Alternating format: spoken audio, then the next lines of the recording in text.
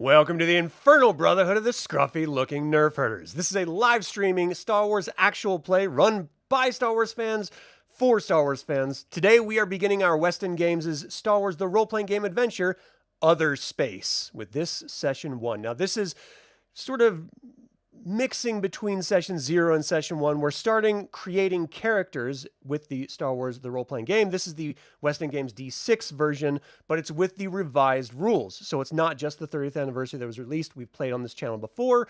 This has actual revisions to the rule sets to make it supposedly easier and more fun, but we're going to be the judge of that.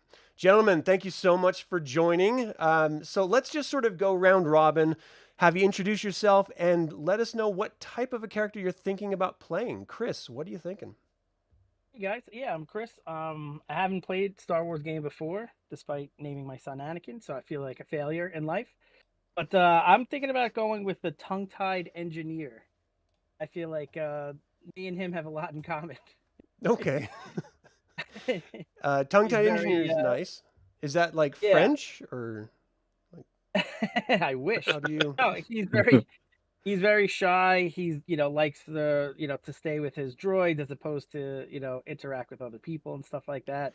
Well, if I But can give you any yeah, suggestions based on my experience in middle school from the advice my best friend at the time gave me, you're supposed to try to lick the back of their molars. So that's the goal. I You want just that. got to push in really hard and you'll be able to reach it. All right, that was actually real advice that I did actually try to implement. Hell yeah. Went Party. over swimmingly. It explains a lot, though. It really does. And I have a really short tongue, so it was painful for them. Yeah. Not so much for me. Robert, can you tell us a little bit about you and your character? Yeah. My name is Robert. I've played with Adam for a while now. It's always a good Whoa, time. not If you're in- interested. That's No, I secret. played role-playing games with Adam Oh. for a while. And know, touched each other's Start penises. playing. He'll get you hooked up. It's a great time. Big Star Wars fan. I think today I'm going to be playing a failed Jedi. Is what we're gonna go with today. Nice. And in real life, that's what we all are, because we've all tried to use the Force. Yeah, I mean, the only time it sort of works is like when I'm at the grocery store and the door moves. It's fine. That's It's awesome. not the sensor. It's me. All right. Don't tell him about hydraulics. Quiet. Joe, you're new to this channel. You're new to this game, I think. You want to tell us about you and what you're thinking about playing? Yeah, I'm Joe. I am just completely new to tabletop RPG in general. Like, I've never played D&D or anything of the sort before, so this is going to be a hell of an experience. Welcome, new nerd. Yeah, One well, of no, us. no, no. Google Old got it. nerd, just never played this kind before. Right. I was like, he's fucking old, man. Well, I can tell you Yeah, about yeah. what role-playing games are. It's collaborative storytelling. You play the role of a character, you tell us what you want to do, and I just kill your character. That's kind of how these things work. Sounds like a Historically. plan. So Game of Thrones, got it. Yeah. Uh, No, so what I- type of character are you thinking? I'm thinking about being dumb and playing a Wookiee. Oh, fun. Okay. Cool. Yeah. Are you going to speak in yeah. pure She-Wook the whole time? When I have to, yes, I will be. Sweet. But apparently I get a homie that I get to choose, and yeah, I'm just gonna hope that I'm not gonna be separated from the homie too much. All right. But it'll be interesting. I figure if I can hold a conversation as Kermit the Frog, I can do this. Allegedly. Have you done a conversation as Kermit the Frog? Yes. I did a survey for Comcast as Kermit the Frog because I thought it was a scammer that was calling me, and by the time I realized it wasn't a scammer, I was in too deep. So like, what was I gonna do? You know? Yeah. No, I think that's how like Kermit mobsters. just had to finish it out. So yeah. He's like, this guy sounds just like fucking Kermit. It's unbelievable. I don't think so. Going out on a limb, I don't think that he even knew who Kermit the Frog was. Oh, that's sad. But yeah, nah. So yeah, I'm thinking about going to Wookiee. I like it. Yeah. What do I give backstory or what? Well, we're going to work on connective tissue once everyone figures out their characters and gets them all together. So we're definitely going to be getting into that.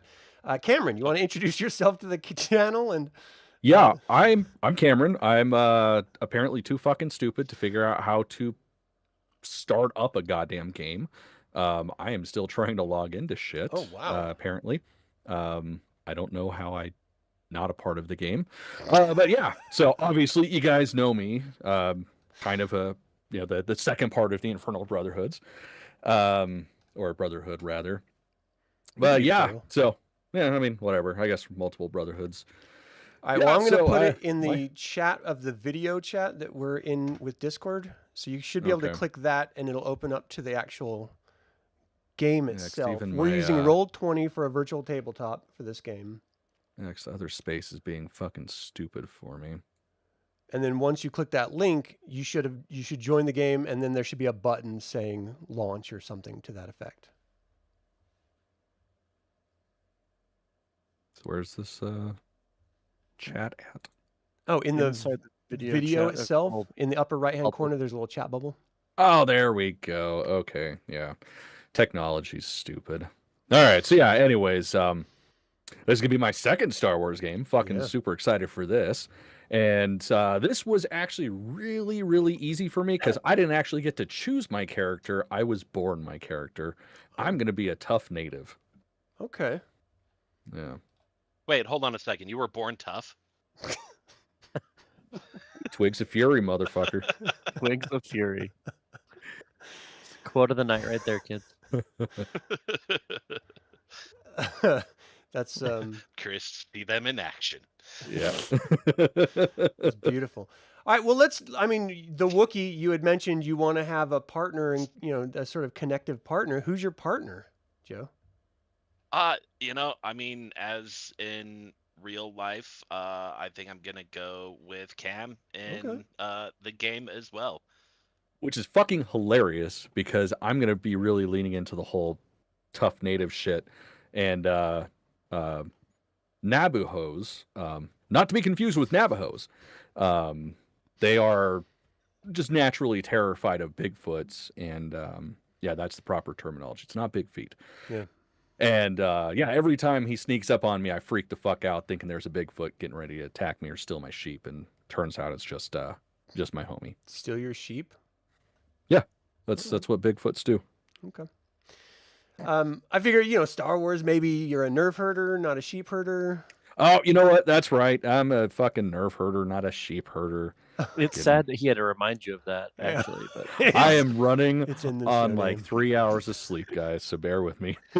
Isn't it like in the title somewhere? It is. Somewhere, I don't know where. It's you really gotta dig for it. and is this canonically the first time we've actually seen what a nerf herder is? Like, you're welcome, Star Wars community. We Yeah. have brought you nerf herders. Mm-hmm.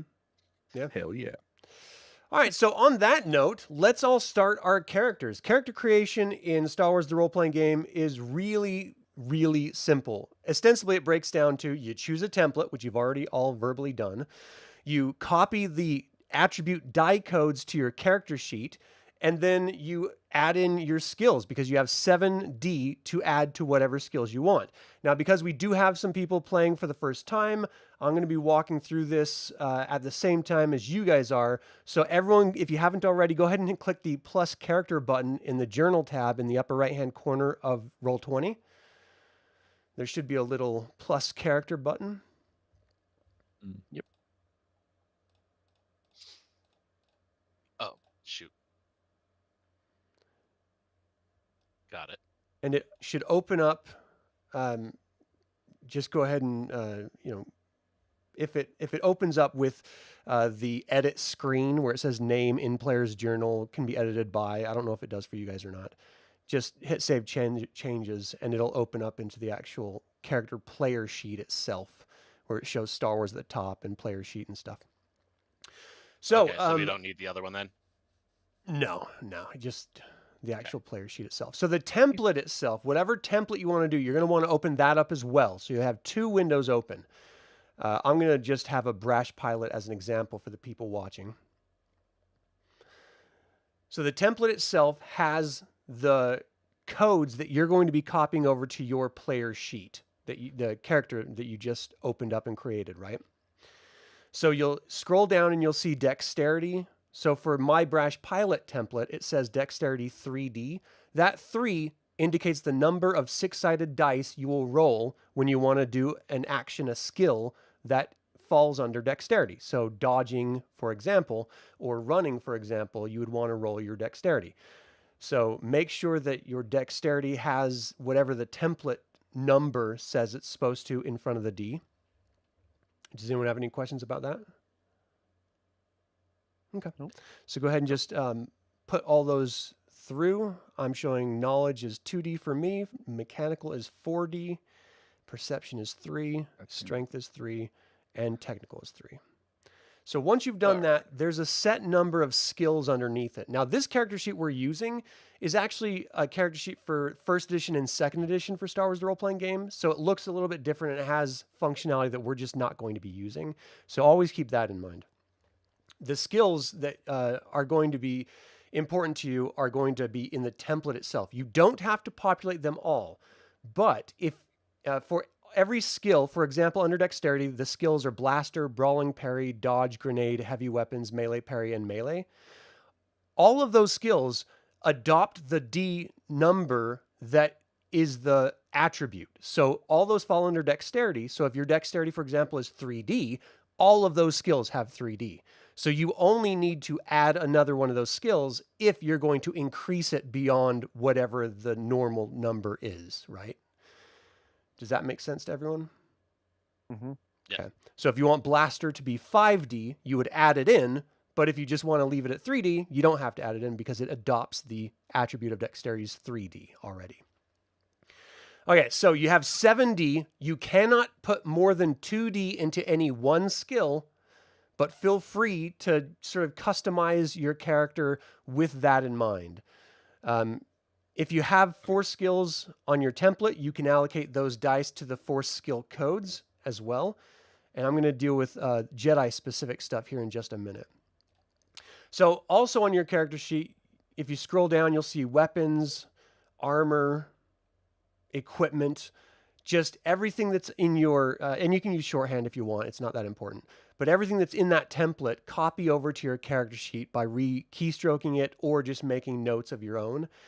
That way you always know, where you got that information from, because you're going to have to buy your starting equipment. Now, it does give you a suggested starter equipment set, but if you look in the handouts folder that's in that right-hand column, there's player character info and equipment cost chart handouts that show all the various types of equipment that you can get your hands on. One thing to note about armor, if you've ever played like Dungeons and Dragons or other role-playing games, armor is not as important in Star Wars as it is in a fantasy genre game. It actually hinders your movement as much as it protects you from blaster fire. So stormtroopers are actually less effective at doing things because they wear armor than they would be without it. It's just the armor, helps them in combat. So you don't feel like you have to use it, but if you want to and you can afford it, by all means, go ahead. So as everyone's putting their character information in, think about your character name. And let's start with Chris. Where do you think you're putting your extra 7D worth in your skills? Oh, did we lose Chris?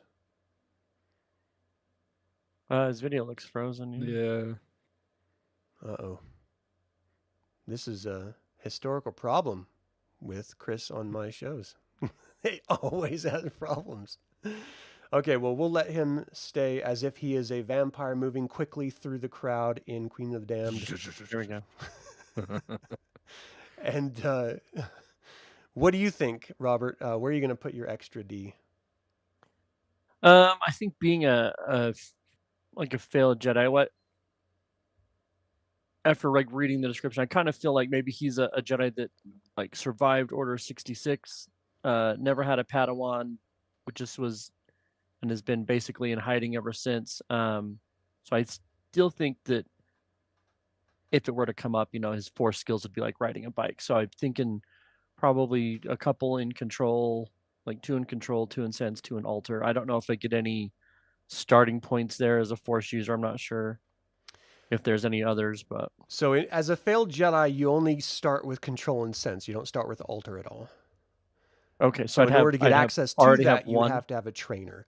So yeah, you would start with your 1D in both of those, and then you can use your 7D to add to those if you want.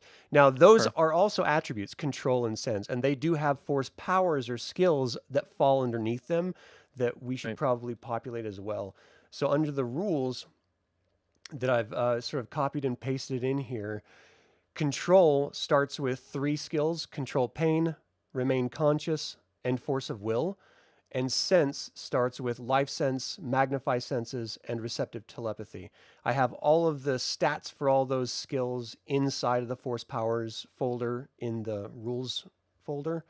So you should be able to see all of that. And if you want to copy and paste it over, you're more than welcome to. There are other force skills that you can try to use. It just means that they're harder because you're not actively trained in them. Right. So what are the 3 that I'll start with in control? So under control, it's control pain, remain conscious, and force of will. Okay. Oh, and I'm looking at this now. So it's so okay. And then in sense, what would it be? Life sense, magnify senses, and receptive telepathy.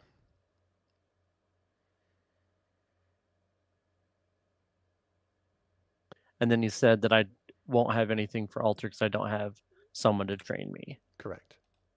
So because you do have the parent skills of control and whatever the other one was, sense, you can use any of the skills that are also under there as powers, but because you're not mastery in them, it's just going to be more challenging.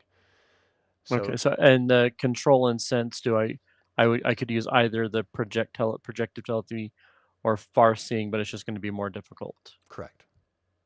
Okay. And I think this is a good time to mention the framing of this role-playing game as well. So this is very much good versus bad, just like the films. So we are part of the rebellion, and we are actively working against the Empire. There's no option of being like a neutral or character or an evil character in this. You're always good, and especially it comes down to the dark side point mechanic. So at any point, you can say you want to tap into the dark side. This is anyone. By doing so, you're going to get a dark side point and you're going to get a force point. Now, everyone starts with 1 force point in the game, and as long as you use it for heroic reasons, you'll get it back after you've used it for the next session. But force points can be used to double every single one of your attributes in any one round. So it ostensibly allows you to do twice the amount of things that you would normally be able to do. Just a little boost. You're trusting in the force. However, if you use a dark side to do that, or you commit any overtly evil acts as defined by the game master, then a dark side point will stay with you as a stain, which means I roll a d6. If my d6 roll equals or goes under your amount of dark side points, so the more dark side points you have, the easier it is to go under it, your character is taken away from you and it becomes an NPC, an evil character that is controlled by the game master, not the player anymore. So always keep that in mind as you're going through this, that I'm not going to be, we had Han Solo. He was a scoundrel. He did some questionable things. He didn't get any dark side because of that. So I'm going to be pretty liberal when it comes to it. But if you walk up and just assassinate someone that's not actively attacking you, well, that's going to earn you a dark side point, for example. Right. Okay. For lightsaber attack, do I need to spend some of those 7 dies into lightsaber to be able to do that, or does that come? So that's from another skill. I think that's default through control with lightsabers. So let me just double check really quick, because it's its own skill. Hey, Chris is back. Hey, welcome. All right, so anyone can use a lightsaber as a melee weapon. It has a damage rating of 5d. However, when characters with the control skill use a lightsaber, he adds his control skill dice to the damage code. So yeah, it would be a melee weapon. If you want to improve the use of it, you would improve melee weapon under your dexterity. So it'd be dex. So I'd want to dump whatever else into dex to boost that up. Well, the skill under dex. So your attributes, the skill, knowledge, perception, strength, those stay at the default template. Your 7D that you can add on, those are added onto the skills underneath them, not to the actual attributes themselves. Not to the attributes themselves. Is that the same for the control and sense on the force? Yeah, so you can add those to the skills, the powers that I just listed off for you, and have those go higher. But the actual abilities themselves stay. So would that still leave my control at 0 and sense at 0 then? No, your control and sense are 1 on your template. And then if I want to add, then I have to add it into the sub skills to. Yeah, so all your skills would be 1 by default. Got you. Okay. That makes sense. There's a lot of things to add now. Perfect. Okay, so let's look at this. That's going to take a little bit of time. So all your templates show you the skills that are underneath every one of your attributes.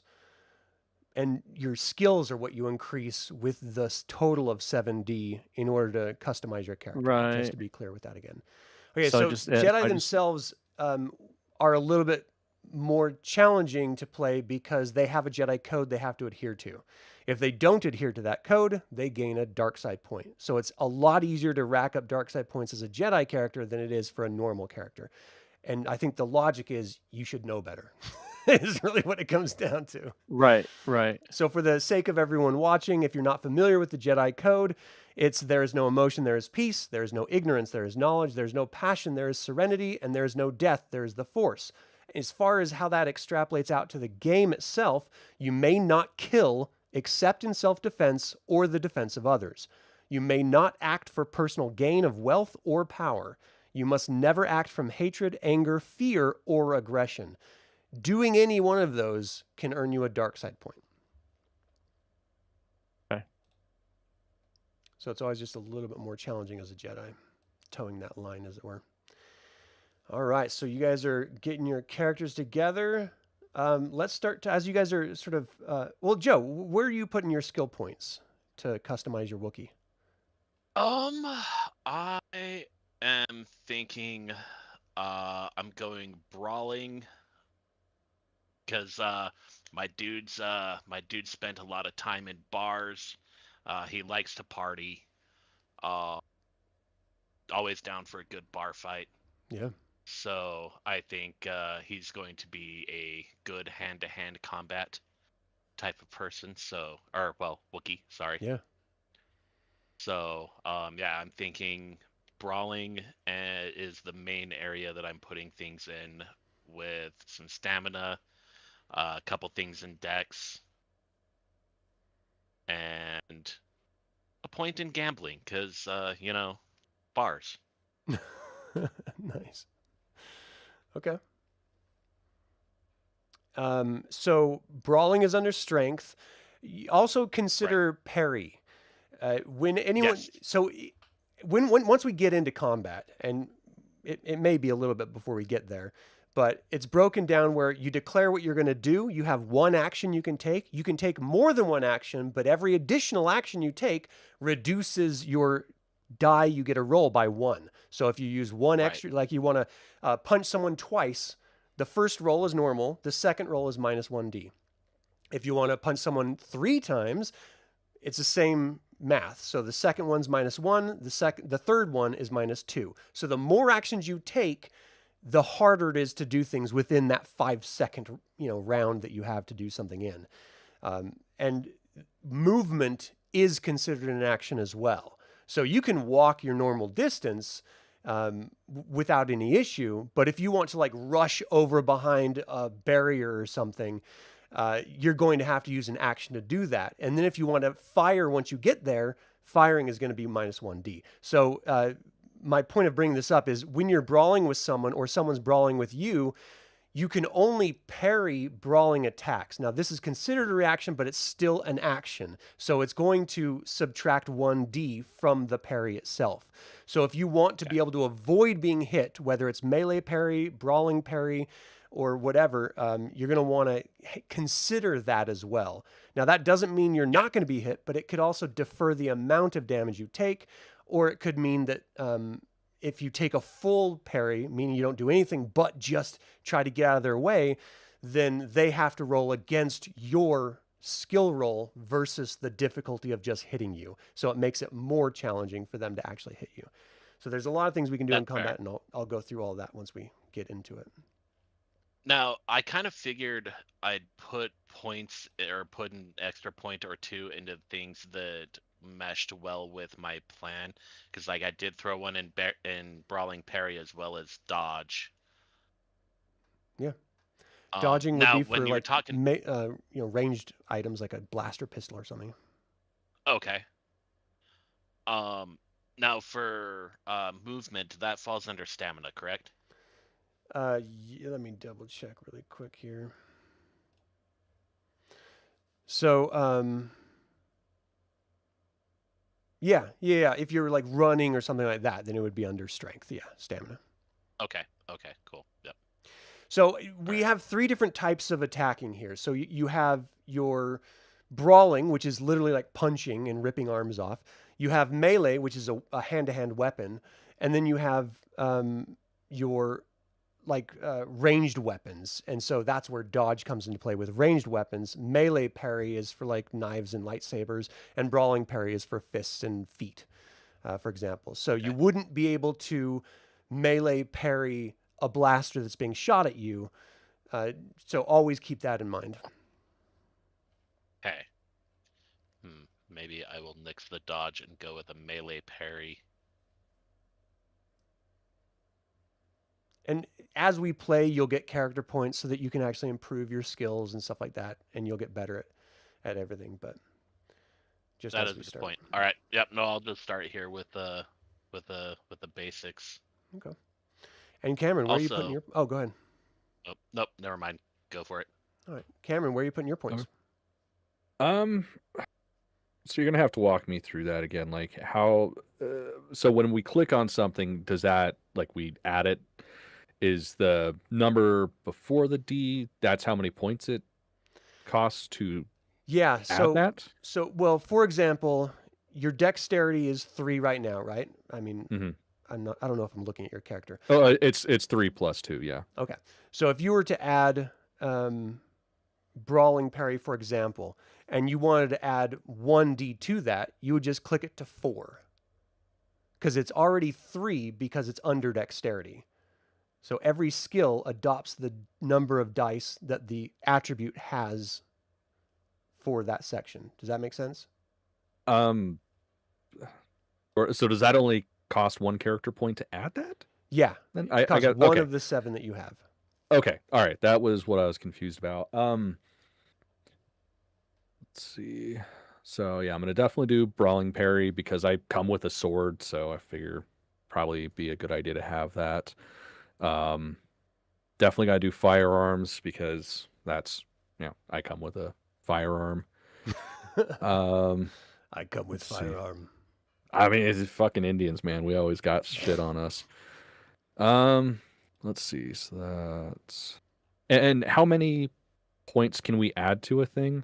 So no more than 2 to any one skill. Okay. So let's think. Okay. And you have 7 total to distribute between the different skills. Okay. Really quick, I'm sorry to interrupt. Does that go on the left side or the right side? So the skill when you add the points to the skills, is it right, on the so left before the D or the right? It goes before the D because that's the number of total dice, and then the plus, they're called pips. So it's just the bonuses to the D that you add once you've rolled it. Got it. All right. So I don't. You did decide that we're homies, right, Joe? Yes. Yeah. We're okay. homies. So I don't need to have a language modifier to understand him, then, right? No, I don't think so.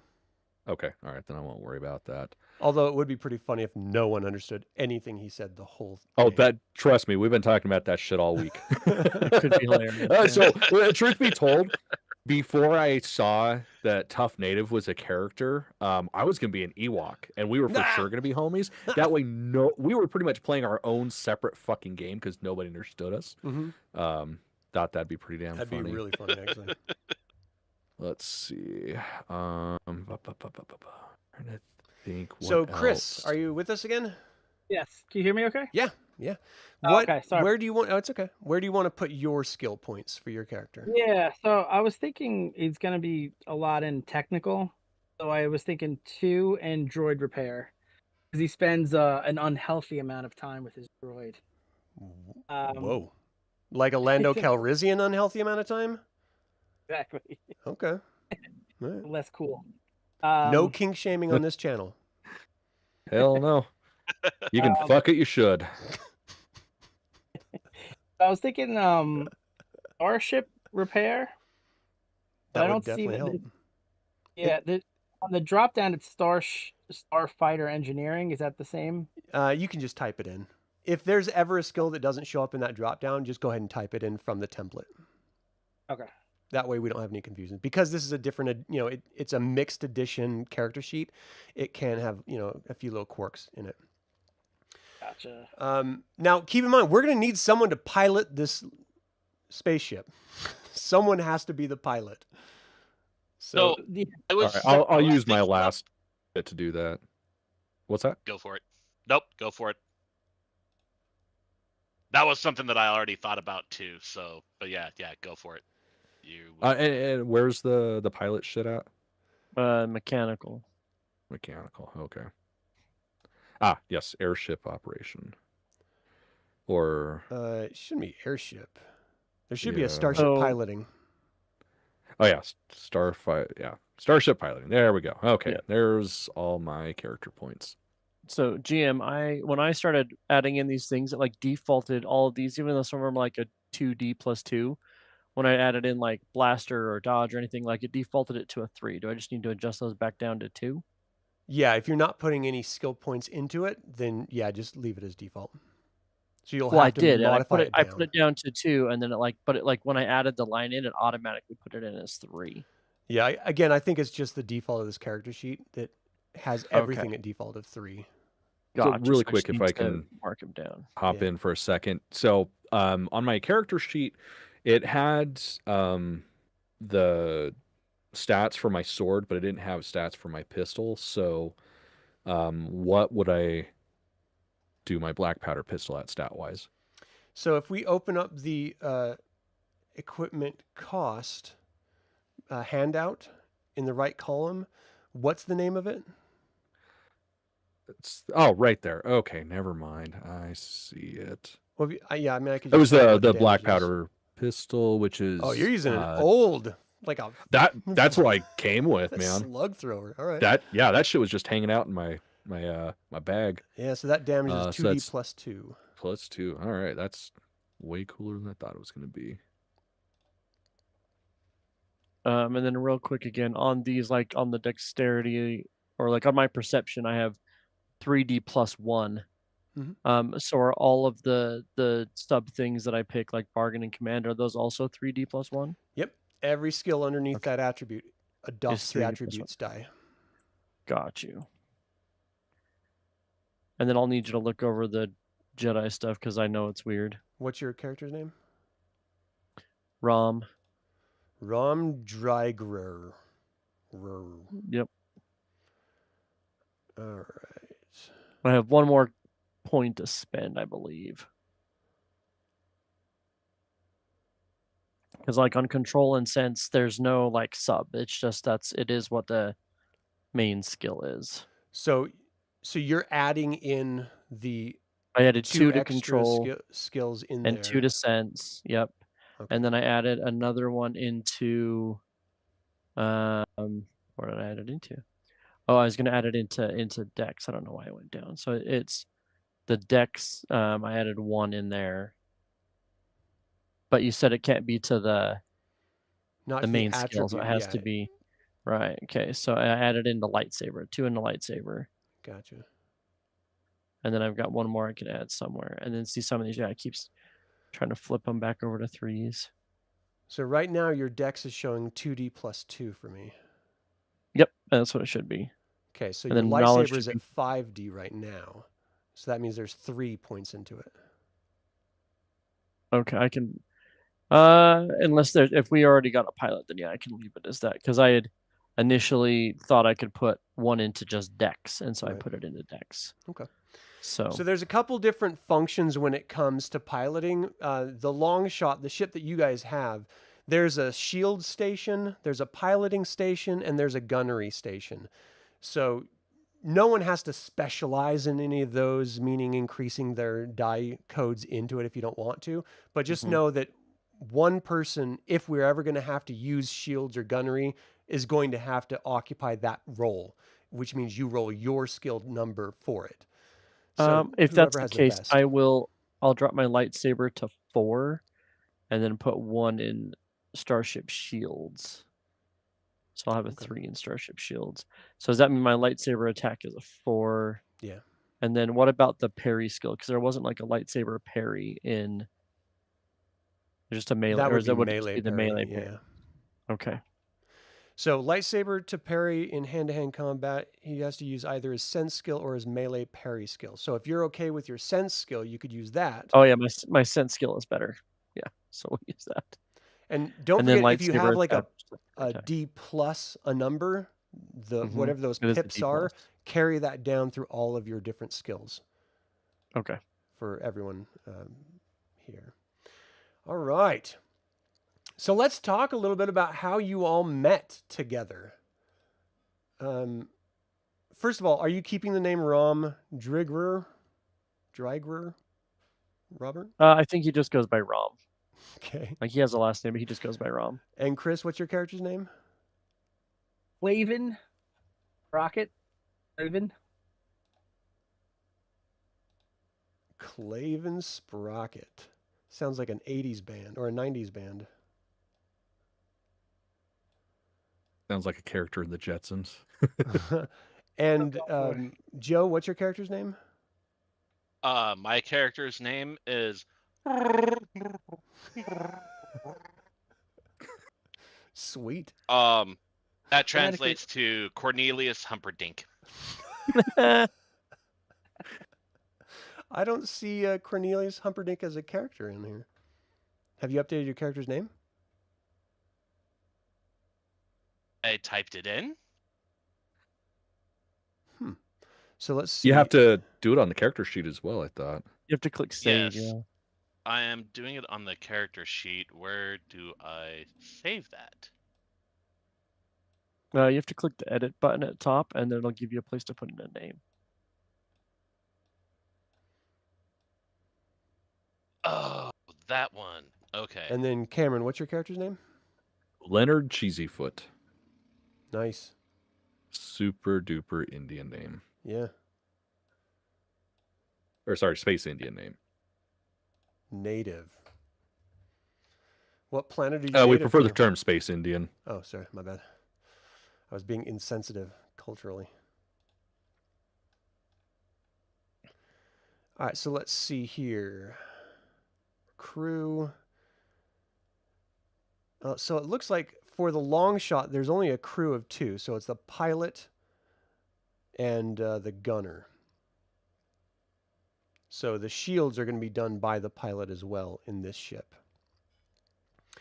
I can switch that over to gunner if I need to. I do have, if you look at your background, you might have to zoom out a little bit. This is the floor plan to your starship. It's called the Long Shot. It is, what is it? What's the name of this? It's a modified Lantillian short hauler, and it's basically on loan from the Rebellion. They told you that bring it back in one piece. You break it, If you break it, you buy it. Yep. Pretty straightforward. Right, Okay. right. So let's talk about character connections. What drew you to the rebellion. Chris, why is your character part of the rebellion? So my character is in love with Princess Leia from the HoloNet. Who So isn't? although he tends to be sort of a coward, he's really desperately a fanboy, and he's hoping to ingratiate himself to do enough behind the scenes, as a background person helping out the tech side, so that he could actually get to meet her one day. Right. Okay. Stalker much? Robert. It's romantic. Robert, why did you Yeah. join the rebellion?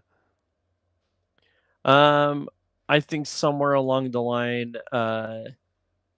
someone found Rom, completely shit-faced in a bar, and for whatever reason decided to engage with him, and kind of figured out that he's not a fan of the Empire. He thinks it's stupid, not sure what to do about it. He's kind of lost, having been on his own for so long. Just kind of drifts from planet to planet, whatever, just taking odd jobs and being drunk mostly. And they said, look, there's a chance you can make a difference. And I think it was that sense of duty that still lingers in there, that he's like, okay, it's time to do something. Yeah. Okay. I just So, turned on some spaceport music. You might be hearing it. nice. You can adjust your volume if it's too loud or too soft. Okay, Joe, why is your joining the rebellion? So he joined the rebellion because he is on a mission to free Wookiee slaves that his parents sold, and the rebellion helps him be able to go from system to system. He's fighting the Empire and freeing slaves at the same time. Nice. Okay. And Cameron, why did your character join? Well, they're mining the planet that I'm on, Nabuho, for kyber crystals, and it's just absolutely destroying the planet, as of course they're wont to do. And as a simple nerf herder, like, that's fucking up my animals' land. Like, they can't eat shit because there's nothing there to eat. So I'm gonna go fuck those guys up. Okay. That works. And collect any scalps? Oh, I mean, obviously. Yeah. I'm not a savage. Boba Fett can't be the only one that collects scalps. It's got an in-universe reason. All right, so now we know why you all joined the rebellion. How do you know each other? What past adventure did you guys share or connect in that a lot like brought you together as an operating unit, as a team? Chris, let's start with you. This is going to be a shared storytelling moment. We're just going to sort of add on to what someone else says here. So, Chris, what do you think? I feel like one of the other characters would have come to me for like encryption codes to help them get further along, and I think I would have helped them in that way without actively participating. Then maybe they trust me to be on their side from that standpoint. Okay. Robert, what about you? How do you think everyone got connected here? Adding in the idea of that codes. I think we were all on a mission where we needed to get in and either get some information or extract someone. There was we knew that there was going to be an issue of getting through certain doors and certain things, and I think we go back to command and we're like, look, we need a tech guy. Like, I'm not doing it, so who do you got? Okay. And that's who we got. Yeah. Yeah. So, Joe, what do you think from here? Who was it that you guys were trying to break out?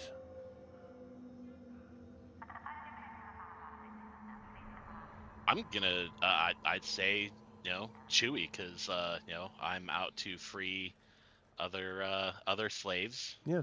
And other Wookiees, and so I think I was on a mission to free Chewie and ended up running into somebody else that was like, I was on my separate thing to free a slave, and ran into somebody that was on a mission to free the same person, and kind of just teamed up from there.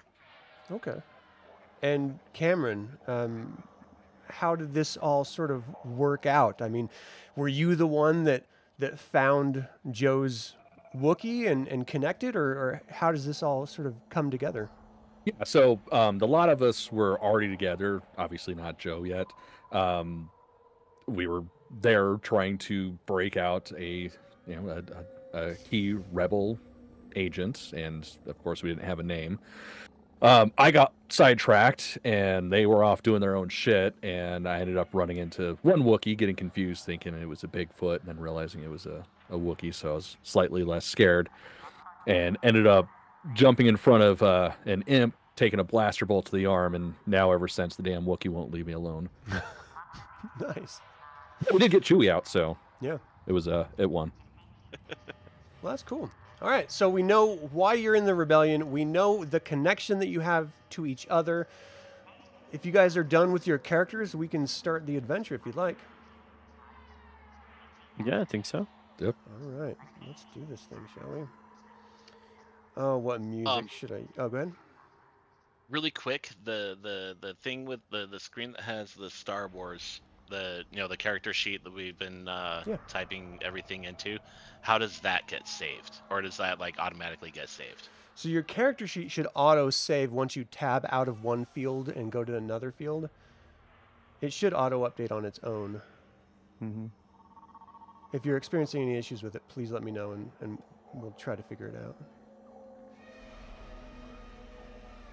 All right, so I'm going to use this soundtrack for the beginning. A long time ago, in a galaxy far, far away, a small group of rebels race across space to meet up with the Alliance transport Celestial. They have been ordered to take command of the vessel and its secret cargo.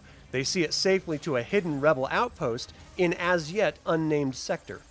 But the Empire has a special interest in the secret cargo, and even now Imperial agents comb the galaxy in search of Celestial. What awaits the rebels at the end of the jump may be more than they bargained for, and more than the galaxy is ready to handle. So the way these work is we start with a script, just like this was its own film, right? So if you look on the handouts, there's going to be an Otherspace adventure script. Chris, you're going to be assigned first rebel and fifth rebel. Robert, you're going to be second rebel and sixth rebel. Joe, your third rebel. Cameron, your fourth rebel. Everyone got it? Yep. Yep. All right. All right. Sorry. What? Fourth rebel? You said? Yes. I was first. Okay. You're First first rebel. and fifth, Chris. 1 and 5. Got it. Sorry. Got it. So go I ahead. started. Yeah. I'm not talking as my character. I'm just talking as the rebel. This is your character. You're the rebel. Oh, okay. So, hyperspace is so beautiful. The colors remind me of the Kalekian rainbow. So we get a priority assignment from the Alliance High Command, and you think about rainbows. Some assignment. So far, all we got were jump coordinates and a holodisk. Speaking of the holodisk, it's time to play it and get our orders. A hollow image appears before you, and Commander Avalon addresses you. As you approach the end of your jump, be advised that you are to meet the Alliance transport Celestial. You are to take command of the ship and see it to its destination. Further coordinates will be provided in due course. But how come they never tell us anything at all at once? How can we work like this? Would you rather jeopardize a mission needlessly by knowing too much? That would work out great if an Imperial interrogator droid ever got a hold of you.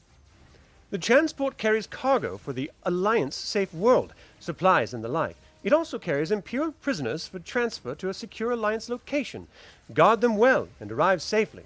Good luck, and may the Force be with you. The hollow image fades. Imperial prisoners? This is a bigger mission than I imagined. Yeah, and a more dangerous one. One slip up and we could be leading the Empire right into one of our safe worlds. Up a second. What's a safe world? How long did you say you were with the Rebellion? A safe world is a planet not under Imperial control, where the Alliance maintains facilities for the families of all the rebel soldiers. On each safe world, men, women, and children not directly needed as combat personnel remain in hiding. They stay safe, and the frontline soldiers don't have to worry about their families while they're off fighting the Empire. So, Chris, you're number 5. Okay, let's get ready. We're about to come out of hyperspace. Real space is so dull compared to the shifting colors along the hyperlanes. Look out! We've emerged in the middle of an uncharted asteroid storm. And you said real space was dull. A round object smashes into your ship's rear section, then goes spinning away in flames. Warning lights flash, but the ship's systems remain online. Those aren't asteroids. They're TIE fighters. And there's dozens of them. A full squadron to be precise, and they're being supported by an Imperial Star Destroyer. I don't see any sign of Celestial, but those TIEs have noticed us. Prepare to take evasive action, boys. All right. Give me 1 second. I'm going to update our screen, and let's talk about space combat. Okay, as you zoom out, you'll see that your ship, the Longshot, is on the far right. That is going to be referenced as point-blank range. Movement in spaceship, in space combat, starfighter combat, is really abstract, and it's broken down by ranges, not necessarily where you are in relation to the other ship. So if you're in point-blank range, you're right next to each other, and it's dangerous. If you're in short range, there's no negatives to try to attack or dodge. If you're in medium range, you get a -1 to your attack D, and if you're in long range, you get a -2 to your attack dice. Now, this is what you guys see. Dozens upon dozens of the TIE fighters scream past your ship. A blaster bolt explodes off the starship bow, and 2 TIEs take up an escort position alongside you. A voice crackles over your ship's comlink. Unidentified vessel, you have entered a restricted sector of space. By order of the Empire, identify yourself immediately and stay on your present course. Any deviation will be dealt with accordingly. Our next shot will not be a warning. So what do you guys do? All right, shit, kids, what are we doing? What's the status of your shield? It looks like your Hey, Rob, shield should be okay right now. All right, well, shit, I guess, oh my god, what the hell was your name again, Joe? Cornelius. Cornelius, Cornelius. hit the, go hit the blasters. We're gonna see if we can fly through these sons of bitches. Now, I did mention that there were dozens of TIE fighters that flew past That's true. you. That is true. So I don't mind Shit, you I don't guys know. getting into combat if that's what you want to do, but just keep in mind you guys are basically beginner characters, and That's this true, is I a haven't leveled shit up. huge Star Destroyer in the distance with a That's bunch true, I of don't TIE think we're fighters. getting past, especially with this being a new-to-me ship. Yeah, it would probably be wise to, kind of avoid any conflict at this point. Kind of pick our battles wisely. There's dozens of them and one of us, True. allegedly. Allegedly. So you can either engage in combat if combat does. I mean, they're telling you straight up that you have to, identify yourself immediately and stay on your present course. So do you respond in any way? Let's see. We got lost. That's the story, right? We got lost. We don't know where we are. We're definitely not with the this is rebellion. where I parked my car. Dude, where's my car? They don't know how many of us there are. What if, 1 or 2 of us hide, and then the others pretend that was all there were? I mean, you guys can go into the cargo hold. I'm pretty sure we've got some stash spots in there. Unidentified vessel, identify yourself immediately. I'm trying to find my button. Where's the button? God damn it! Hey, sorry. I stopped off in the wrong exit. I don't actually know where we are. Can you help us? This is a restricted sector of space. By order of the Empire, stay on your current course, and we will bring you on board our Star Destroyer. Shit. All right, that didn't work. Thought for sure being lost would help. All right. It Do we didn't work out board? for Will. What's that? Said it didn't work out for Will being lost in space. Yeah. It's true. We got molested by that robot. Oh, jeez. All right, what do we do? Not so bad. Not so bad. Sounds like you got some stories for us. All right, I guess keep with the course. I think. See if we can evade them. Yeah, think I, two of I us think we got just in the trust the corridor. force, and it'll be fine. So remember, you guys are on a secret rebel mission. You're searching for a ship called the Celestial. You know the Imperials are wanting to find it. If they're in this space and you're in this space, they're probably looking for the exact same ship you are or something to that effect. If you stay here, they're going to either capture you, which would then lead to torture, interrogation, and, you know, giving up all the secrets. Or you can try to get away from them. It's entirely up to you. Hey, can we do a quick jump, like next system jump? So hyperspace, it takes 1 full minute, which is equivalent of 12 melee rounds of combat. So you can start plotting it now. If you don't want to take the time to plot it, you can just do a Hail Mary jump and hope, beyond hope, that nothing happens. But again, you could end up, you know, flying through a star or, you know, That's true. I mean, whatever. we've got a failed Jedi. I guess we could try to use his second sight, essentially. And I don't know. You feel comfortable enough to plot us a quick hyperspace jump? Sure. I'm not sure what that would be. Maybe. So there's no Be actual smart, mechanic for that, but what I'll Yeah. do is let you add your sense roll. If you're going to be, I think the pilot has to, you know, do the hyperspace plotting with the Right. ship's onboard computer. But if you want to sort of take over that piloting, I'll let you use your sense in order to do the hyperspace jump, if that's what Okay. you want to do. So would it be like astrogation plus? Plus Sense your or sense, just sense? yeah. Okay, so I'll roll astrogation. Like, yeah, hold on, let me get in here, and I'll Now sit keep the in lane mind, and I'll- if you're doing this without plotting first, you're just doing a Hail Mary jump, you can definitely do that, but there is a chance that it can fail and it can end horribly.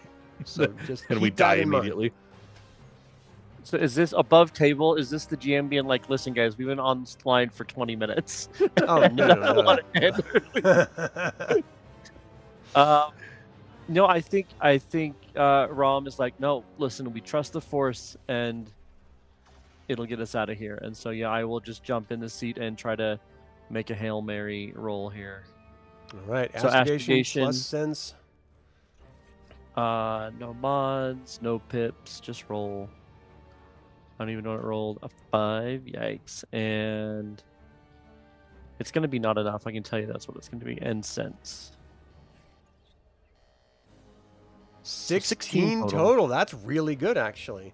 So really, whenever you're doing a hyperspace roll, you want to get like a 15. That's the basic difficulty of plotting a course. Because you guys didn't plot a course and you're just running on instinct, you leaned over after he asked you to take care of it, and you just pushed the stick forward.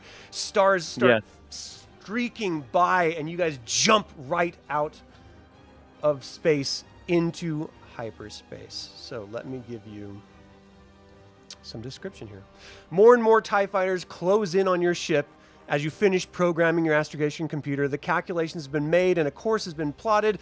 Now all I have to do is punch home the command. The hyperdrive makes a grinding, popping sound that for a split second, nothing changes. Your ship continues to hurl through real space as dozens of TIEs pull steadily closer. Then, all at once, reality shifts. Your ship flies through hyperspace. Streaks of color begin flying past you, breaking up and drifting away. You start noticing weird holes appearing in a hyperlane corridor, holes that exit into pinwheels of light or maws of absolute darkness. The ship shakes, just the instruments are going wild, beeping and smoking, sparking and flashing, and suddenly you come right out of hyperspace, and what you see all around you is nothing like what you expected.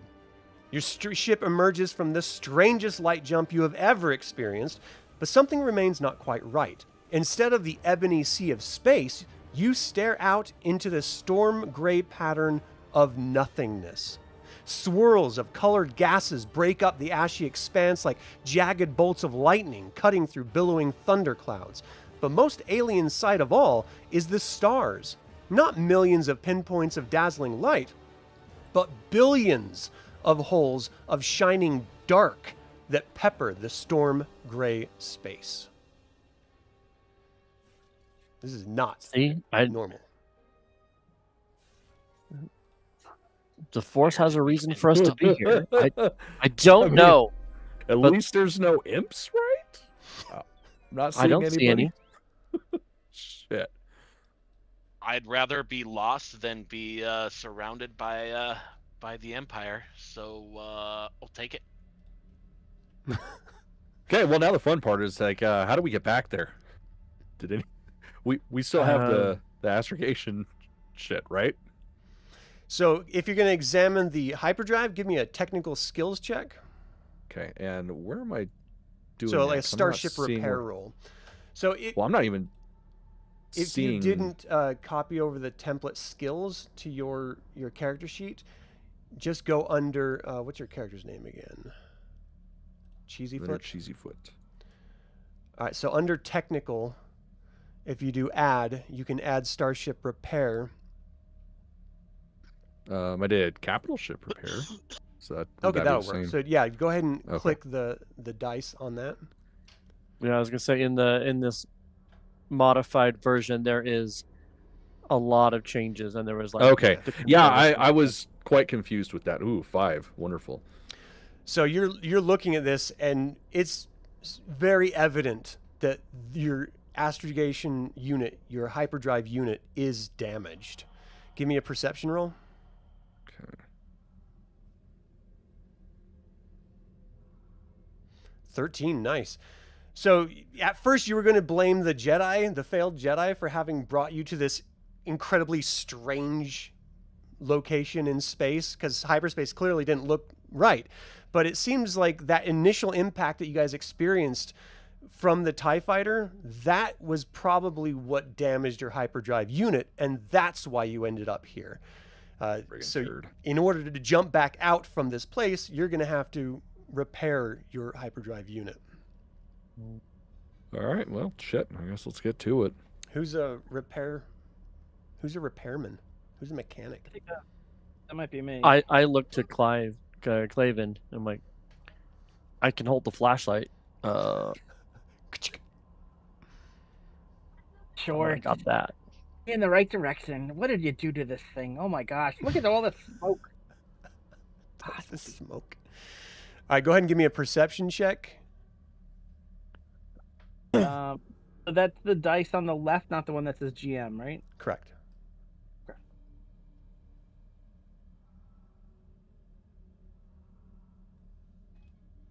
10. So it does look like there's some genuine damage that you're not going to be able to repair without some parts. You need a hypercoil, an influx capacitor, a power coupler, and a 4-axial stabilizer, in addition to a real space compensator. Without those 5 parts, you will not be able to get this hyperdrive up and running, and you will be stuck wherever you are in space right here. We don't even have Are some any of of those those things here. located on the ship? No, you don't have those spare parts. You're going to have to... Flux Figure capacitor out. doesn't even exist in this universe. It's an influx capacitor. Thank you. Oh, that's Duh. totally Thank different. you. Totally different. Is there a system that we can, limp to and potentially find parts that we need? So check your nav computer. Give me an astrogation roll.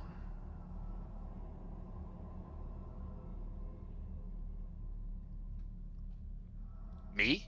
Yeah. You're the one that asked. How do I do that? So under, I think it's under technical. Let me double check really quick.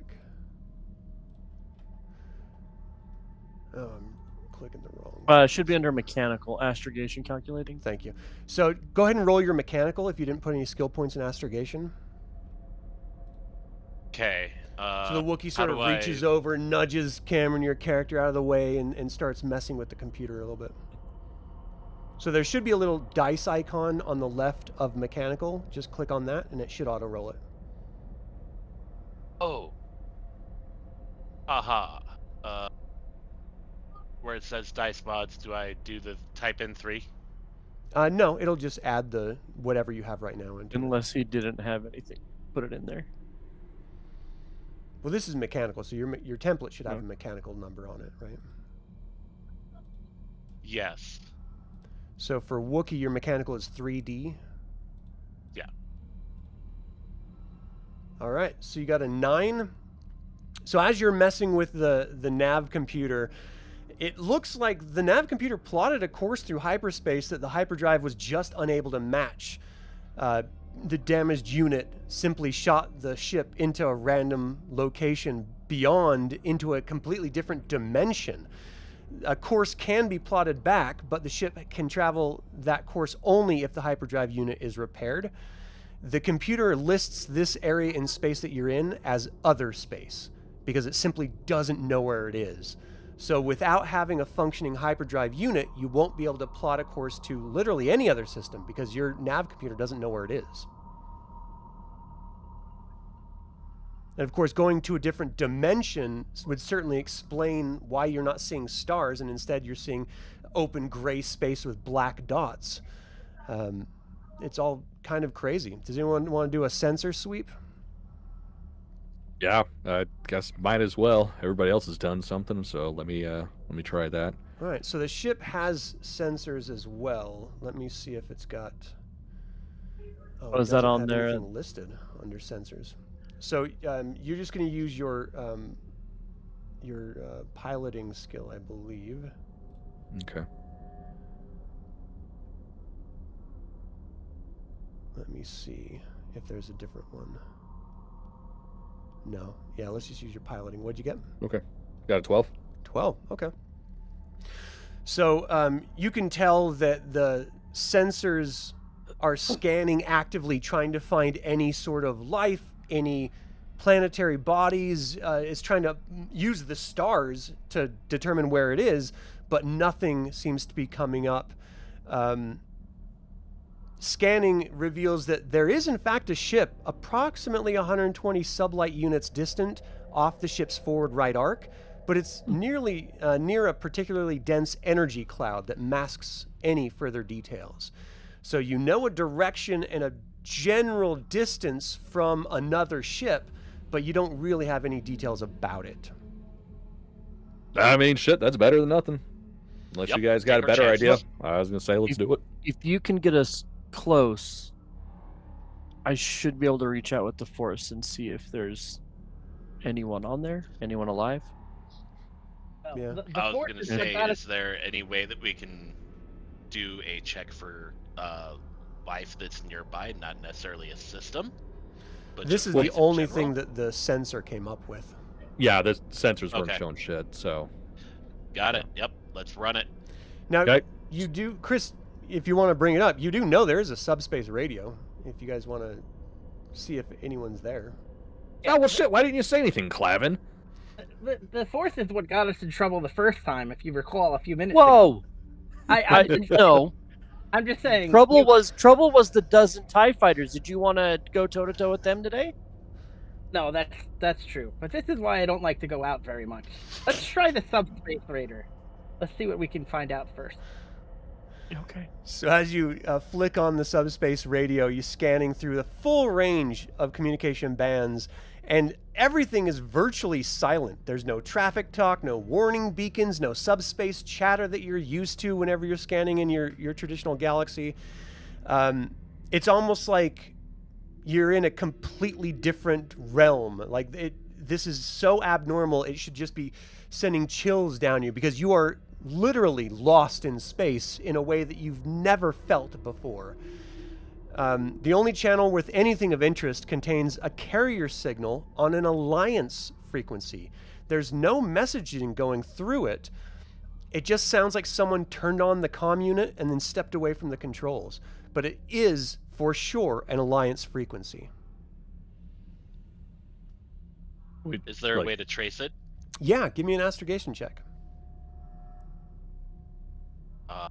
That was. You can under defer to mechanical, anyone else yeah? if you want. I mean, you don't have to do it yourself. That's fine. Well, and what would that be under? It's Astrogation? under mechanical, right? Yeah. It's a mechanical check. So what do you I got? rolled a 6. Okay. So yeah, you're sort of leaning over the back of his chair, just messing with the nav computer, just sort of shoving him out of the way with your big Wookiee body. And it looks like you can actually follow the signal to the source, and it's actually going toward that dense cloud that you picked up the ship on as well. So it's probably the one sending that signal. Bitchin'. Let's go and hope Yep. that they have. Because I'm thirsty and I could use a drink. That's fair. Yeah, I feel you there. All right. And this whole time, everybody's just like, "What the fuck is he even saying? You're not translating." There's subtitles. Oh, okay. They That's just- what it is. Wait, hold. Yeah, There's hollow subtitles. because I don't know. As I because said, I you're have there, a, I it's have just a plus automatically 3. assumed that you're translating for me. Ah. I have on knowledge. I have a 3 on languages. Would I be able to understand Wookiee? Sure. If you want to, yeah. Passing Wookiee. So Yeah, as you know start, enough to be able to order tacos and beer. So it's... Right. That's all you Yeah. need. That's all you need. give me a starship piloting Okay. check. Tacos, beer. Where's the bathroom? Yeah. 9. Well, that's repair. Just give me a piloting. Oh wait, never mind. So yeah, sorry. So just technical, right? Mechanical. Or mechanical. Yep. You Just making didn't sure take you guys are paying piloting, and you're the pilot. Oh boy. Man, I don't think. I I think didn't get here everything because in I was there- smart. I got here because they needed somebody. Yeah, I got 10. Okay. It does look like your subdrive engines are operating perfectly fine. So you begin your slow approach toward this nebula. There, against the steel gray expanse, spins a rainbow nebula. The cloud of swirling colors throws out waves of energies of every type. You notice your ship's instrumentation acting strangely. Readouts randomize and screens blink off and on. The miles-long cloud produces static that obscures your sensor sweeps and limits visual perception. Between the cloud and your ship floats another vessel. Give me a perception check, please. As you start approaching this vessel, it looks like it is a traditional cargo ship, an 11. It looks like there's also been some escape pods that have been jettisoned as you're slowly approaching it, seeing from the side. The ship itself is actively twisting and sort of swirling in space on its own. So you can probably find a way to dock with it, but it's going to take some pretty tricky piloting skills. Do you want to give it a go? Once we're close enough, Good I thing want I'm a to. half terrible pilot. Yeah. What were we gonna Once say? we get close enough, though, I think I'd put a hand on his shoulder and be like, "Hold on, let me reach out with the force and see what I can see." And I want to use my life sense skill to try to see if I can pick up on anything that's coming off of that ship.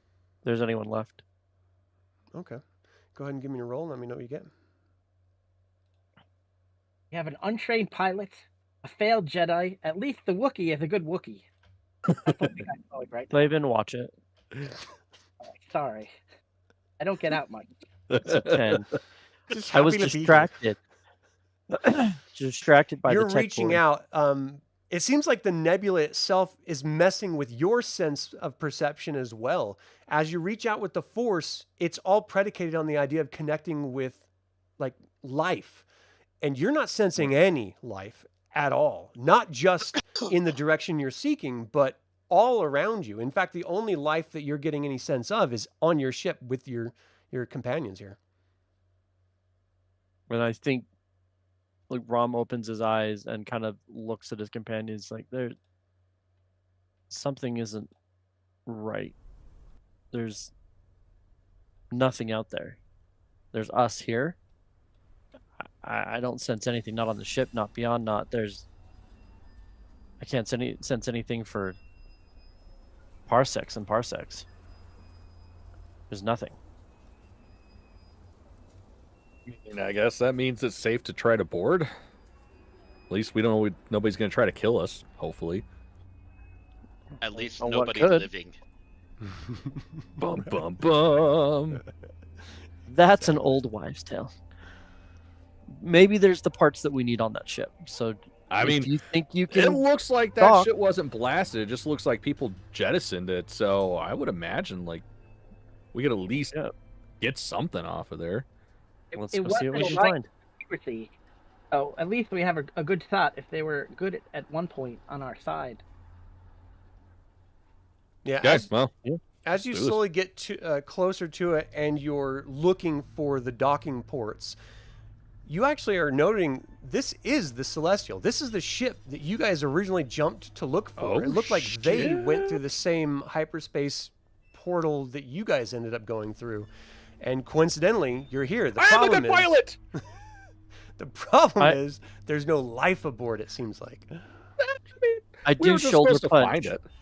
I kind of shoulder punch Clayvin, and I'm like, see, the Force took us where we were supposed to be. Watch it. I Don't bruise question like it. Don't question it. Girls, no fighting, please. Right. All right, Great, so we I'm going found it. Now, can we get stuff and go get a drink? I agree with the hairy one. I'm the only one that doesn't understand what he's saying. He said he He's thinks hungry. you're cute. Now let's go. All right, give me a Okay. starship piloting skill check. These are going to be a little bit harder because you're having to adjust your ship in a rotation axis with the free-floating Celestial. Oh, god damn it. Nope, sorry. Keep doing that. So you're doing your best, but it's spinning too fast, and you're just not able to keep You're a up. with Jedi. it. Can't you, like, slow it down or something? Right, it's about picking up rocks. Yeah, listen. It's not all doing, all knowing, all seeing. Okay, like there are things I can do. And this is not one of them. This is not a rock that I pick up off the ground. This is a giant spaceship tumbling carelessly through nothingness. I don't know what you want from me. Do better. Also, it's not a force power I have. Do better is what he wants from you. Wait. Do we have a tractor beam on this? I can't No, remember. you don't. No? Okay, I didn't think so. I guess I'll just keep trying to match its spin. What above table? What is your mechanical skill? Mechanical's 2D plus 1. Okay, so yeah, I'm a 2. So I was gonna say like you're probably the best one for it. Yeah, well, I mean, Now, my also keep in piloting's mind- 3. You have a force point. If you want to use that, that doubles That's your die pool. true. All right. Okay, yeah. How do I do that with this new? So we'll Dealy. just say that you're going to be trusting in the force, and then Okay. when it opens up a modifier window, you should be able to click the same number in there that you have Okay, so- currently, and that'll double it. Or we could just double the total that you roll. Oh, okay. We'll just do that because it's easier. So yeah, I'm gonna go ahead and use my force point with the starship piloting. Let's see if I can do Fingers this. crossed. Oh my god, 20 fucking 4. Hey, Nice. Nice. So you're 24, matching okay. the rotation. Now you have to match the axis. So I'm going to Oh, need another roll. All right. Come on, we got this. 7. Okay, so with your massive 24 and trusting with the Force, you're overcoming your poor piloting skills with this particular technical maneuver, and you are actually able to match the rotation and the spin, and you connect and dock with the Celestial. Someone just docked with my house, it sounded like. Jeez. Sound effects. At this point, you have connected to the actual ship as it's sort of floating in space, and just sort of picture this vast gray open space, this massive miles-long nebula in every direction, sort of floating in front of you, messing with all of your ship sensors. The semblance of just the absence of life, which is not a thing normally, is just pervasive and all around you. You're connected to the ship that you've been looking for, but there's supposed to be an Alliance crew aboard it. And you already noticed that there were some missing escape pods. So hopefully whatever you find here is going to be okay. Now you've connected with the ship. Something that we haven't done yet, and now is probably as good a time as any to do it, is get you guys some little figures. So let me get a little Wookiee figure. I've got a couple of them. Do you want one with a bowcaster? Do you want one that's just like a Wookiee warrior with weapons? yeah, have just one a with a Wookiee warrior monocle. with weapons. Ooh. All right. So I'm going to put you on the board here. Give me a second. You're going to have to zoom really, really close in order to see him. This is Cornelius Humperdink is your name, you said. And then I need to turn on dynamic lighting and shrink you down as we zoom in. Now, this is not all to scale, but this is the room that I don't know if you can see on the map where your character is. Wookiee? Yeah. Okay. So if you zoom really close in, you can hover over and it should show your name.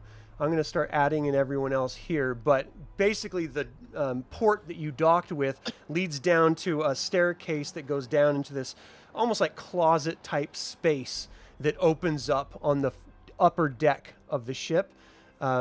It does look like it goes down further, so you can go down to the second level or just stay on the first level. What do you want to do? Do we know what level the escape pods are on? Typically, they're probably going to be on the second level. Let's below. go down a level. Okay. I'm going to move you down there. The hell? I'm not even seeing a map. In see roll black. 20? Yeah. Yep. It's I think you have to turn on the dynamic lighting for each character. Oh, I haven't even added you guys in yet. Give me a second. Oh, okay. So, all right, that makes Chris, sense. you're just a human, so let me find a character for you.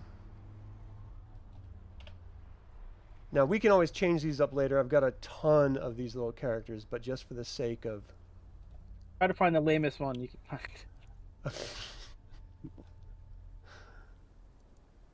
How about this human slicer? It's a female. Sure. It's pretty lame. She's carrying a little toolkit. All right, so I'm going to have that be your character token for now. And of course, we can just update later. What's your character's name again? Clayvin. Clayvin Sprocket. Clayvin the Sprocket. Are you going to go down to the second level as well? Yes. Okay. I'm going to start just sort of piling you guys up on each other.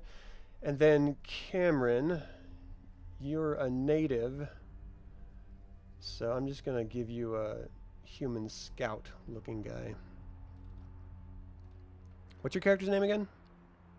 Leonard Cheesyfoote. Leonard. Nice.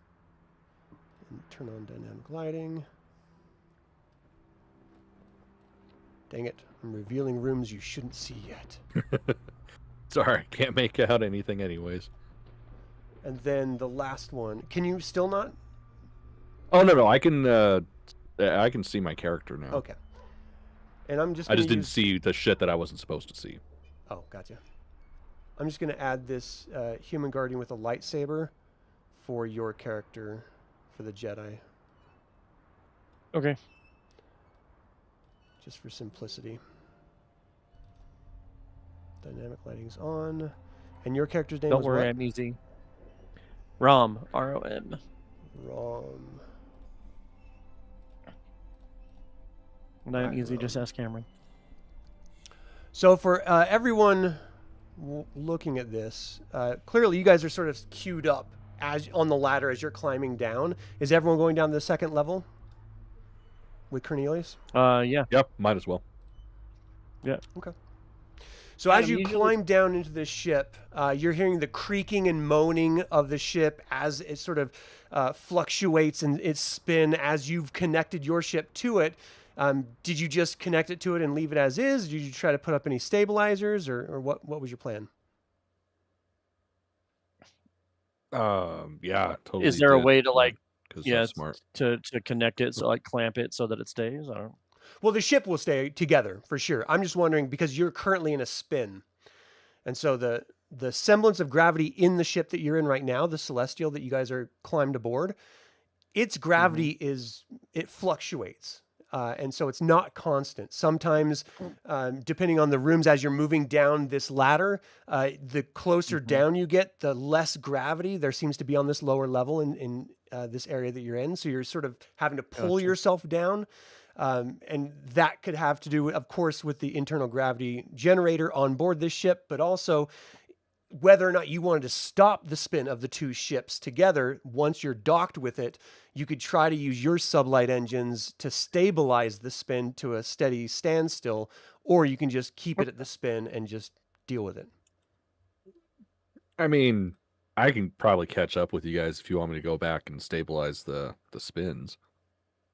It's probably not a I mean, whole I'm lot. pretty well used to the spins myself, but whatever. To be fair, Wait, it's To be fair, if Is we it too stabilize foul? it, we're going to lose gravity. Whereas if we were to actually increase it, we'd be able to maintain gravity in the lower portions of the ship, and we'd be able to move a little bit easier. it's up the spins.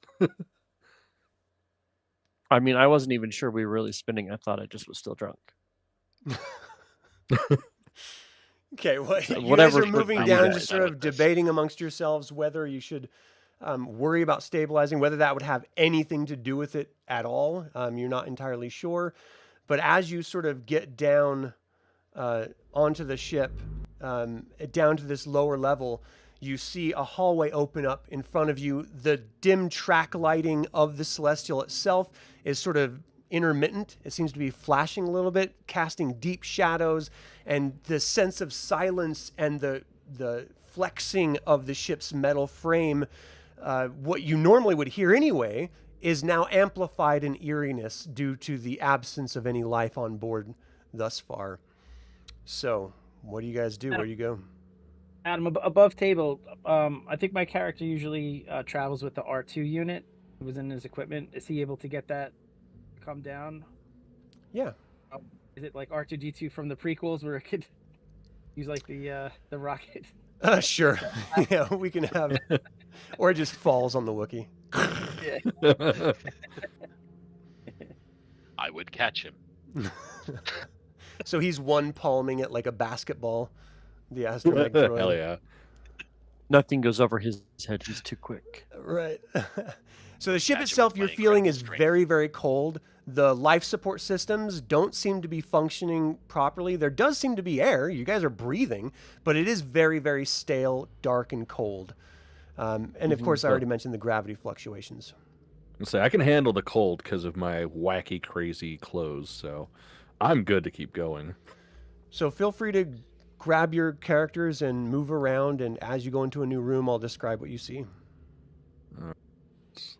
I know it's hard because it's small, but do your best. How the hell? Oh, I guess it kind of helps if I.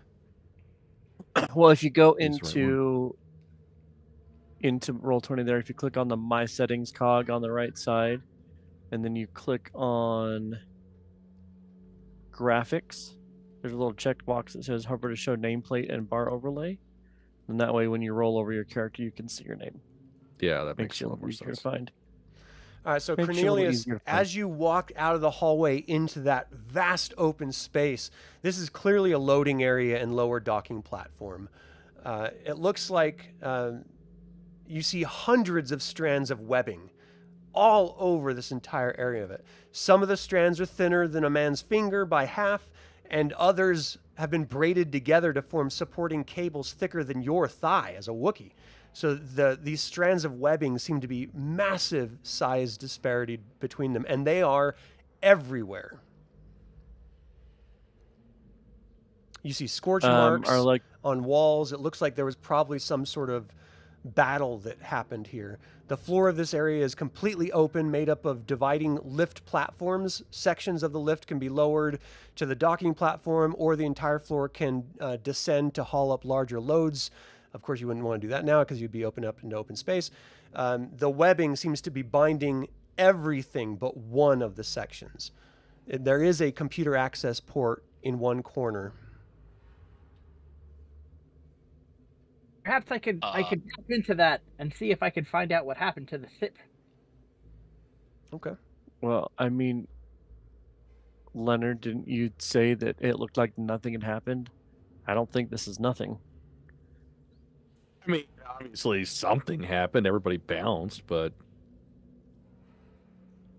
I didn't see Are we any able error to move scanning. around through these, like webs and stuff, or are they? Yeah, you're gonna have to maneuver Walking like around them, but they're basically holding everything in place, so the lifts aren't going to be operating, and it just looks like something here was trying to contain something else.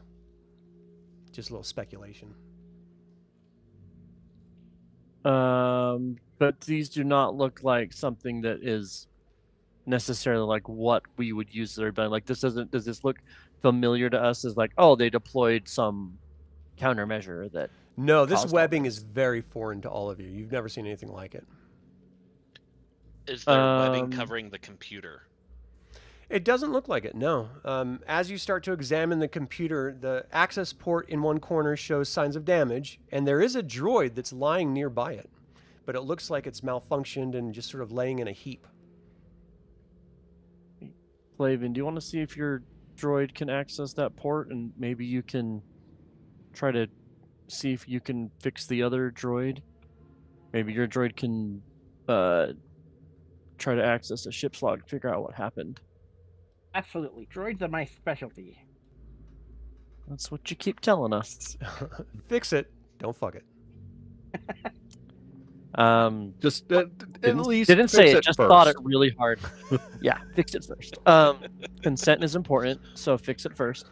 I think at this point, seeing all of this webbing and understanding that would be difficult, you see that Rom goes to a pouch on his belt, and it just looks like a pouch, like for hydro spanners, like something like a laborer or mechanic would have on their thing, and he starts pulling out random, seemingly disjointed, like unconnected pieces, and starts like physically like popping them and attaching them together. And by the time he's done, he is holding a lightsaber hilt in his hand. Okay, Ezra. I figure, you know what? It's for what it was. That was the smartest way to like hide a lightsaber, I think. Unless you're gonna prison pocket it for 20 years or whatever. I mean, whatever. It depends on whatever you That's choose your own. stamina. 20 years? That's stamina. So he'll put together a Lot of lightsaber. He's not Heagles. gonna ignite or do anything. Just has it. He's like, we can make our way through some of this webbing or whatever it is. I would actually like to take a closer look at the webbing while Clayvin's trying to do droid stuff. Okay. I'm gonna try to do the droid repair. All right, go ahead.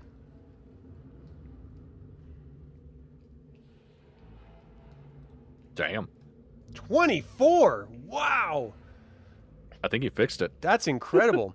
So, He fixed all the droids. The whole ship's better. you're now. messing with the droid ready for a to little leave. bit, pulling out your tools, and you're seeing sparks and light sort of flashing, casting massive shadows behind him as he's sort of just involved in this one little experiment.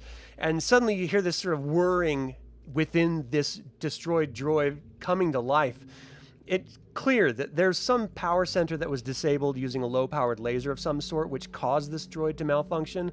But as you're sort of getting it up and running here, you're getting a report back almost like it's repeating its last programming. Find computer access port, plug in, relay signal to power cells to fire simultaneously.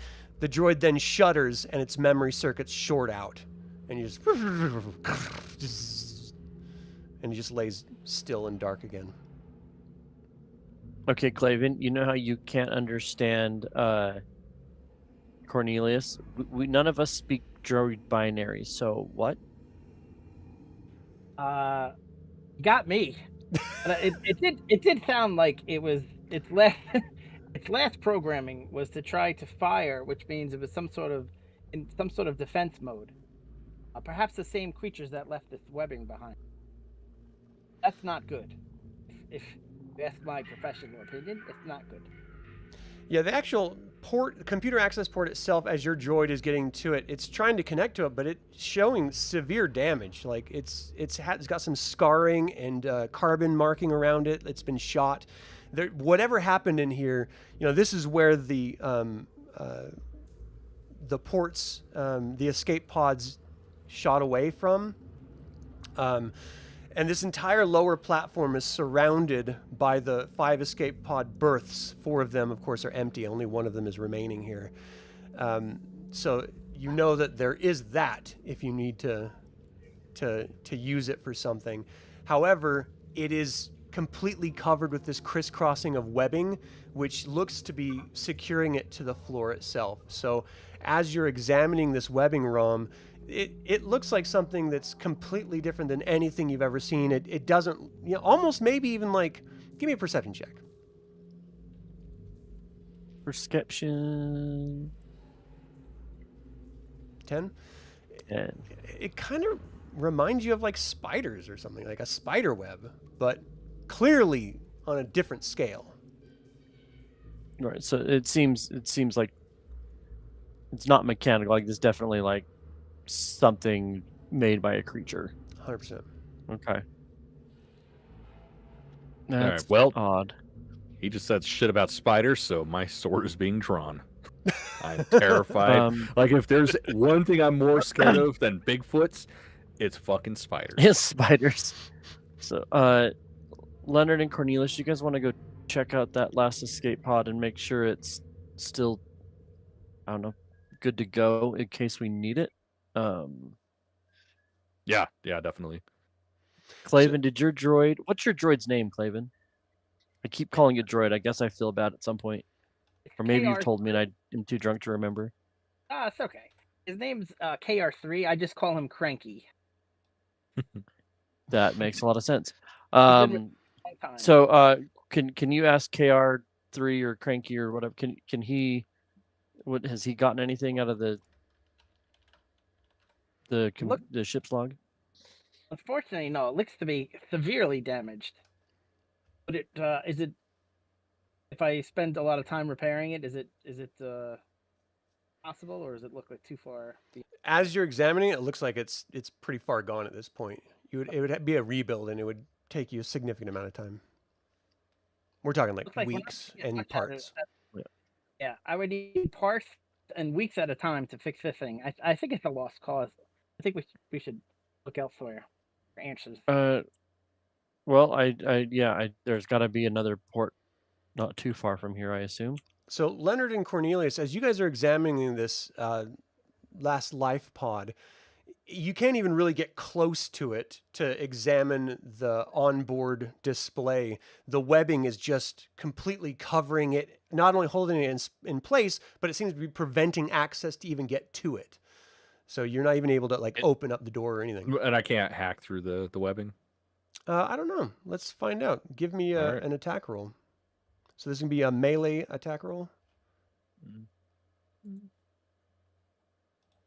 Big bucks, no whammies. So when you're attacking, you have to get over the default difficulty number. And if it's a resisted attack, you're going to have to deal with their melee parrying if they want to do that. But in this particular case, there's nothing to parry. You're just trying to hack through this webbing. All right, so that would just be strength? Well, you should have a melee. Would I just use my? Would I just use my sword? Your melee ability and dexterity. That's your sword. Is your melee ability. Oh, I am a dumbass. I think we're gonna have to fix his. Yeah, we'll have to fix your character sheet offline. That's fine. Yeah, definitely. I don't mind.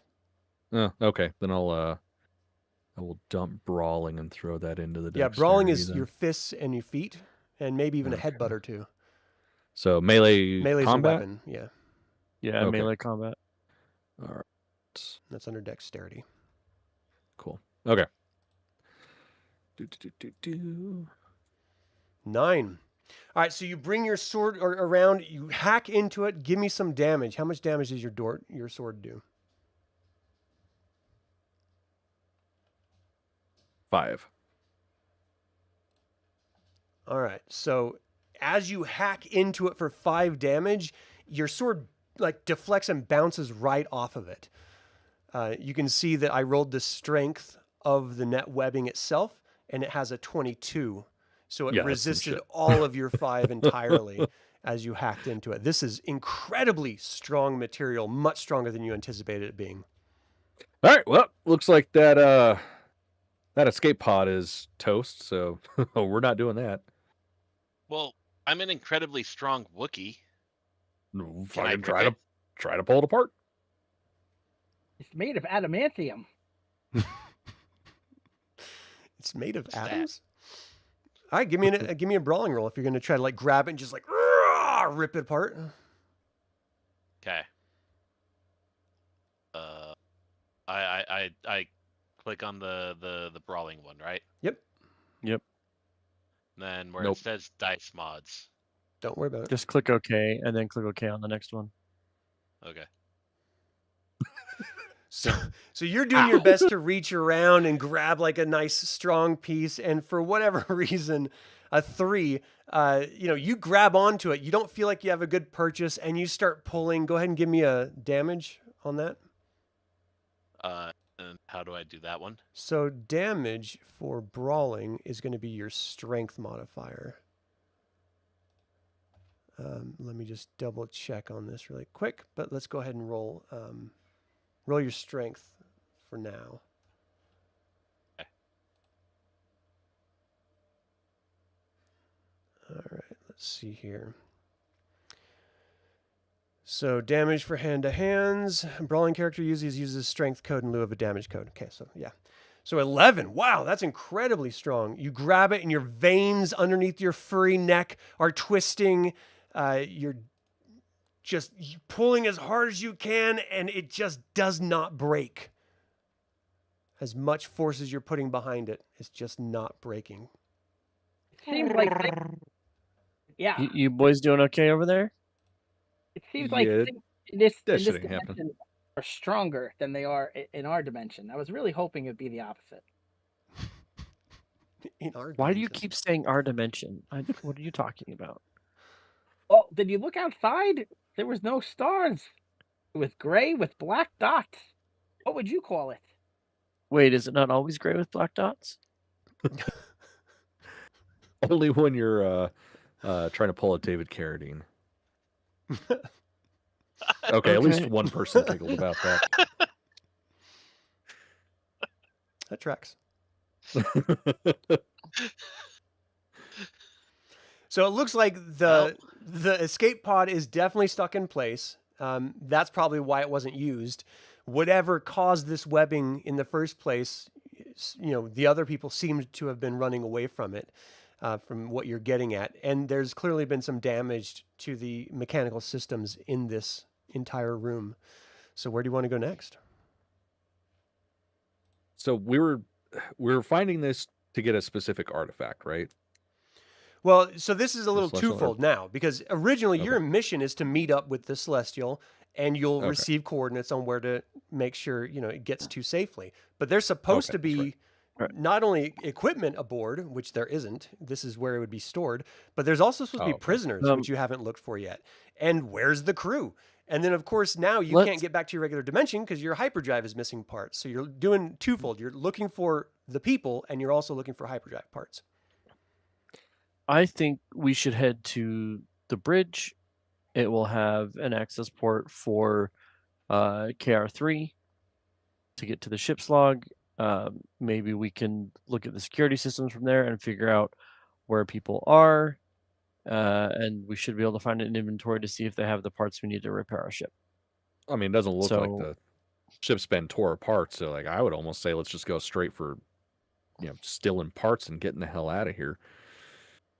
Well, if this is the ship that we're supposed to be finding, shouldn't we be concerned about where the Oh, people I mean, are? as well? obviously, we're gonna go through this shit. Like, we got to figure out where they are. But I'm more concerned about making sure our ship is, running in case shit happens. Because I don't know about you, but I don't like spiders. It's fair. All right. Which way to engineering or mechanical stuff? Typically, that's near the rear, near your engines. Oh yeah, no. I'm asking in character. Ah. I don't think he's with it enough to be like he's like looking to the others like where do we go? I don't know. I mean, that way, Clayvin? I guess. You do tech stuff? Where's tech stuff? Well, it's definitely in the back. But I think we should check out room by room to make sure we find every part that we can, because we're going to need a lot of parts. I am a little suspicious of you saying obviously it's in the back. Okay, Is it- Leonard, do plan you is want to ending? lead the way? All right, let's go. I-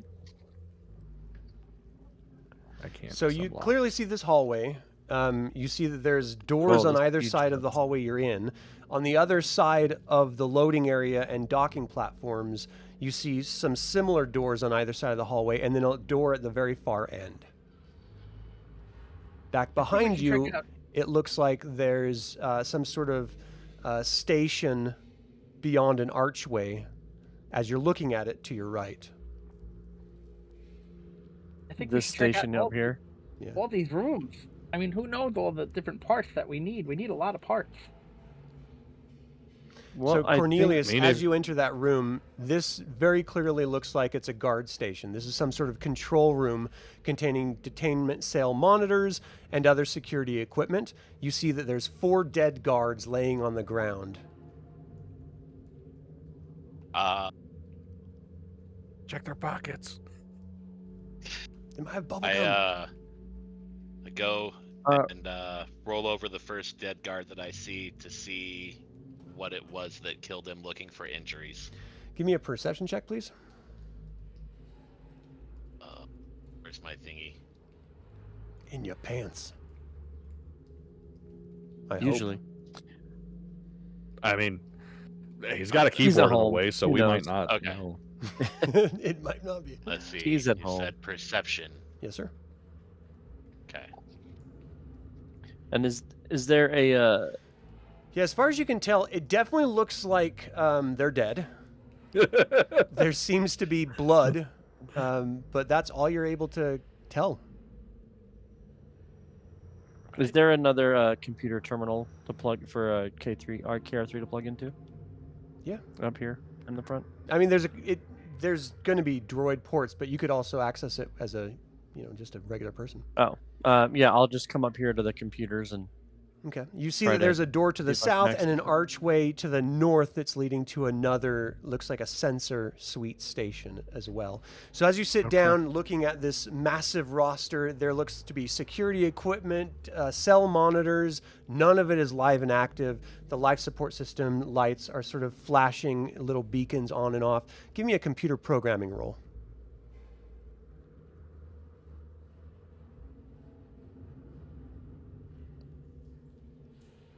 Okay. So basically, you're accessing. It looks like the life support battery is strong enough to power up the computer system for at least a little while.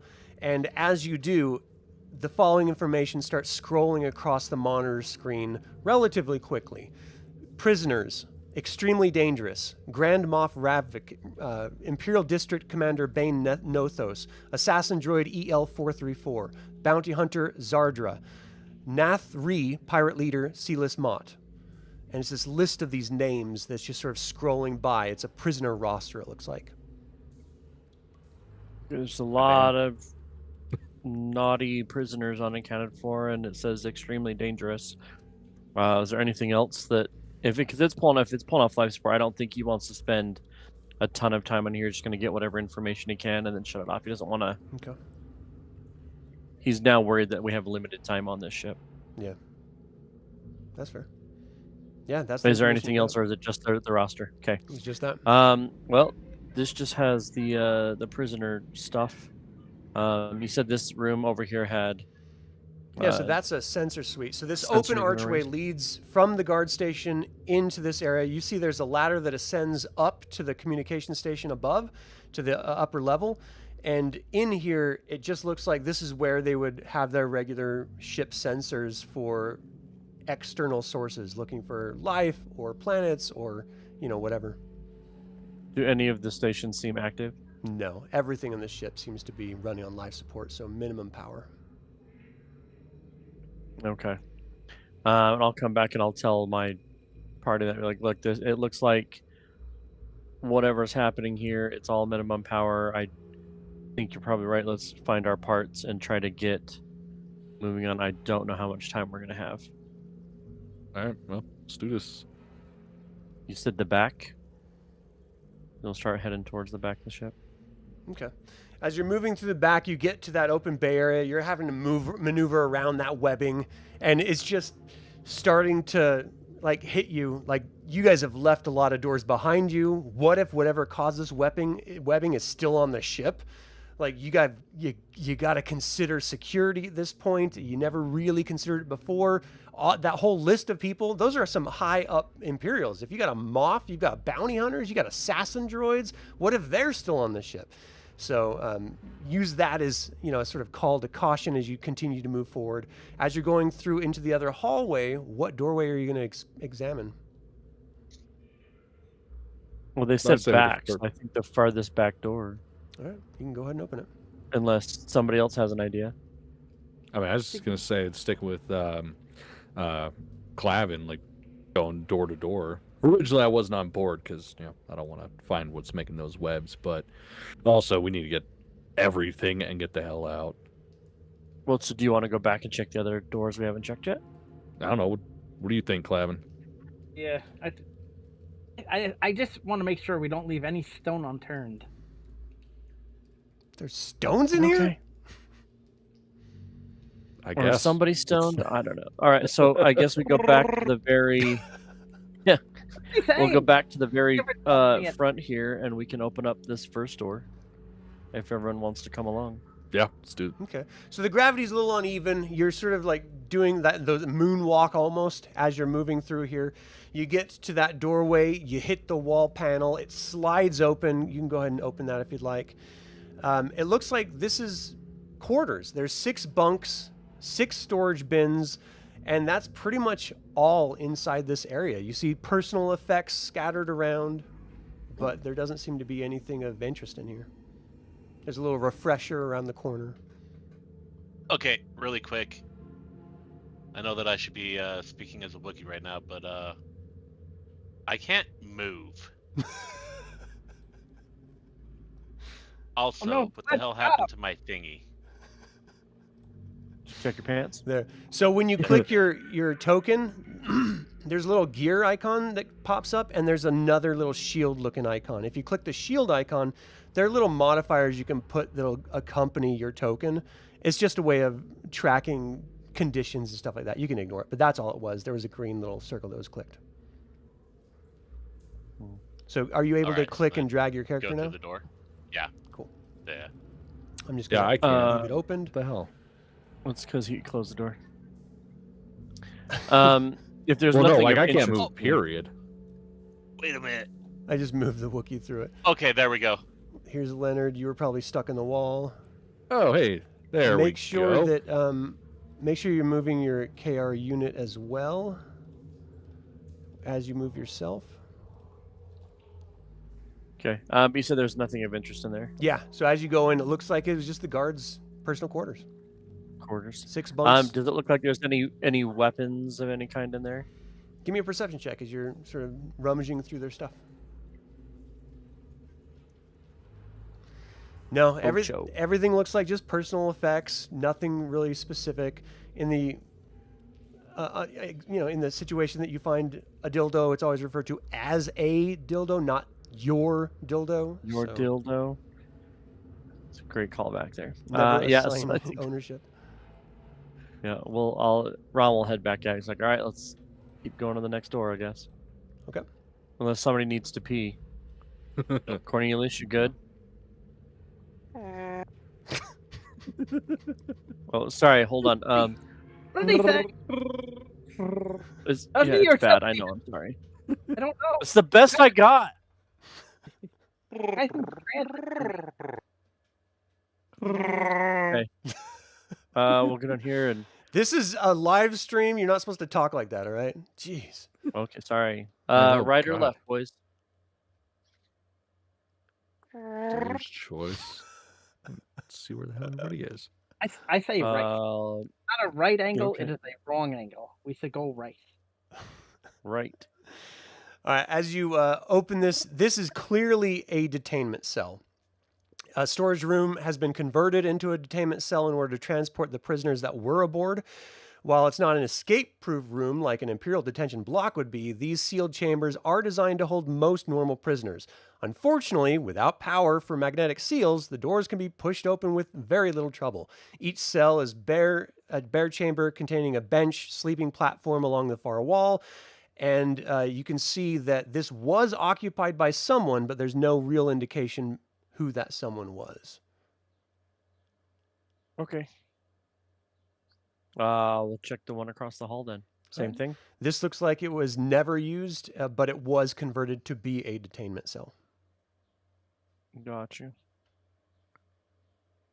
Well, obviously they're out, so everybody keep your wits around about you. We'll go to the next one and open this door here.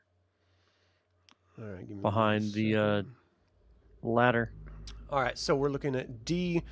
So the air in this cell is redolent of a heady scent with an underlying touch of Togorian belladonna.